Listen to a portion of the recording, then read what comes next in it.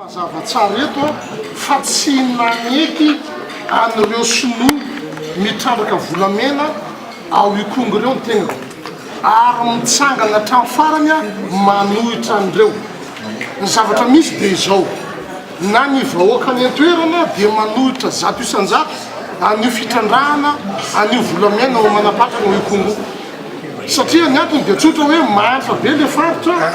tena sahirana dia sahirana ny vahoaka ratsy ny lalana nefa ny azay ampiasain'le sinoa maro dia maro raitra dia raitra tsisy fidiram-bola miditra amin'ny vahoaka na amin'le faritra mihitsy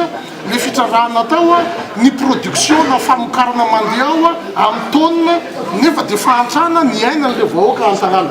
ary tsorona aminareo fa ny vahoaka an-tagnala dia mitsangana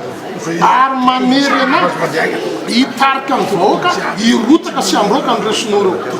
fa mba tsy hanenjehana anandray zany rapitso fa hoe io député Brunel fa mitarika korotana na hoe io député Brunel fa dia hoe mipody misy matsy mitena fa hoe zay an-tagnala hony sanatria mivavaladily lela sauvage satria anaty ala hony tsisy lalana dia eo sauvage mba tsy hatongavana amin'izay sauvagerie zay mbola mangataka ihany tompoko raiso ny fepetra matotra mikasika ny fandrobana ny arem-pirenena io